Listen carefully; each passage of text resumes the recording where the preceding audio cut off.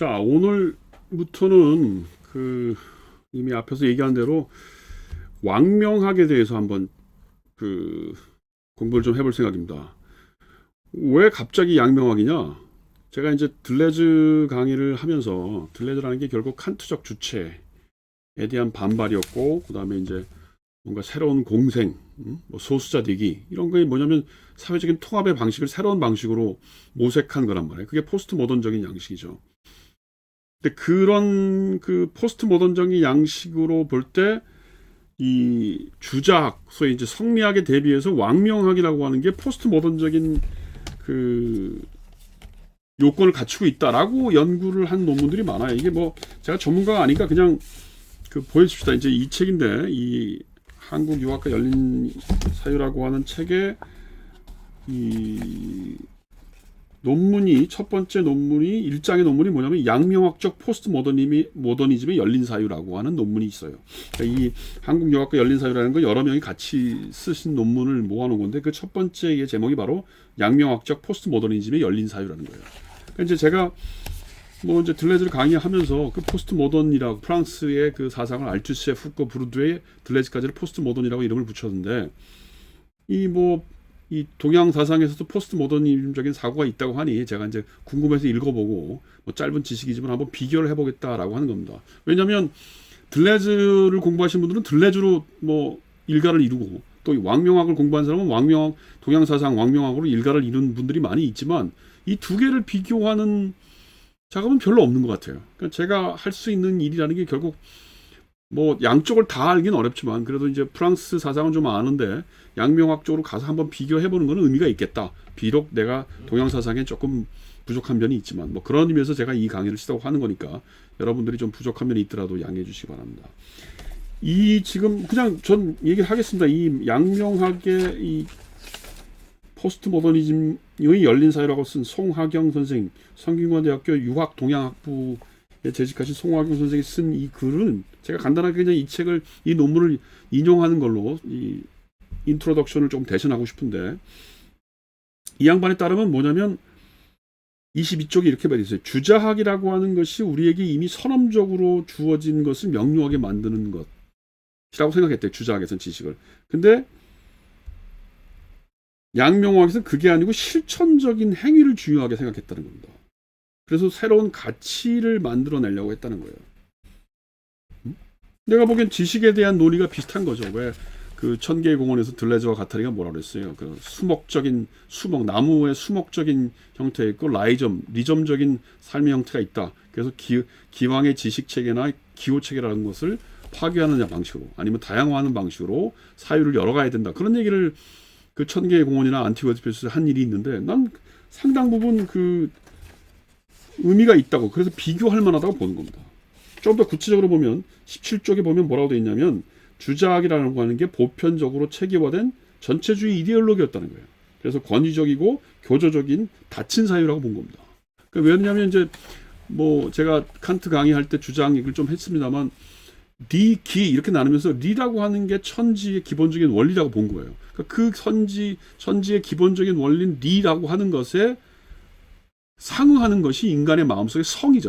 리와 성은 같은 거예요. 근데 이제 기라고 하는 거는 발현된 거, 표현된 거란 말이에요. 그거는 굉장히 불안정한 것이죠. 그래서 주자가 얘기하는 게 뭐냐면, 그런 감정적이고 표현된 것들을 어떤 천리의 원칙, 리나 성에 맞도록 자기를 수양하는 거, 이게 주자학의 아주 기본적인 패턴이죠. 그게 하나의 기본 원리라는 겁니다. 그런데 그거를 이 왕명학 시대에 오면 왕수인이라는 사람은 그게 굉장히 교조적이라고 본 거예요. 그래서 왕수인이라는 사람은 양지라고 하는 것을 통해서 여러 가지 마음이 즉 리라는 거예요. 마음이라고 하는 게 천리에 그치지, 마치 보편적인 원칙처럼 보편적인 이치가 따로 있고 우리는 그것을 마치 객관적인 진리인 양 따라가는, 그게 아니다. 객관적인 진리 이런 건 다 마음속에서 시작되는 거다. 이렇게 보는 겁니다. 그래서 리기 이원론적인 대립 구조가 주자학이었다면, 그것은 왕명학에 오면 하나의 통일된 구조로 본다는 겁니다. 그래서 그게 뭐예요? 치양지라는 거죠.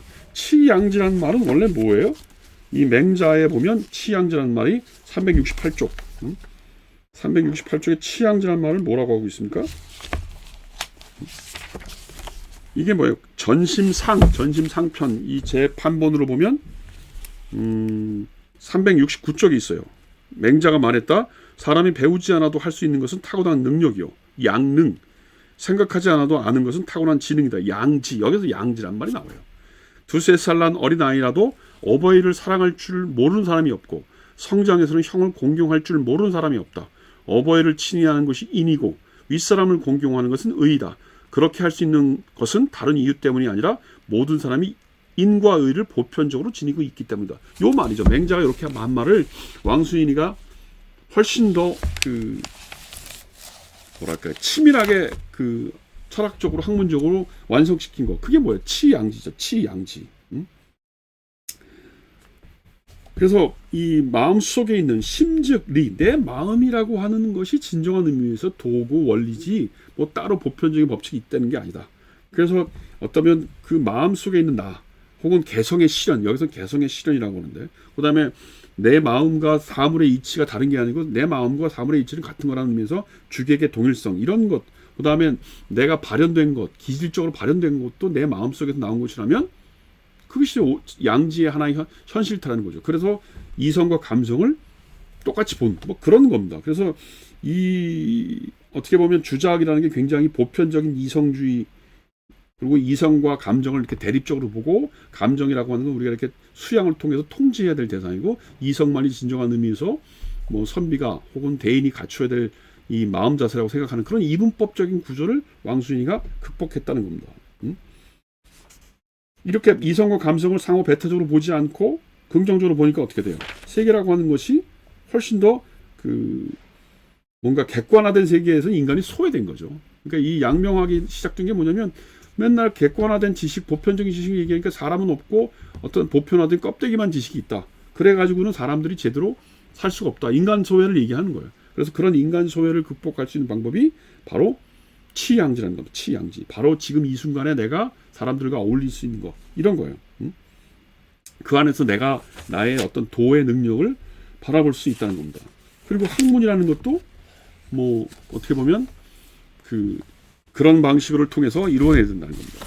그래서 이제 그게 이제 지금까지 한 얘기가 약간 인트로덕션에 해당된다면 요 전습록이라는 게 이제 왕수인이 자기와 뭐라고 할까요?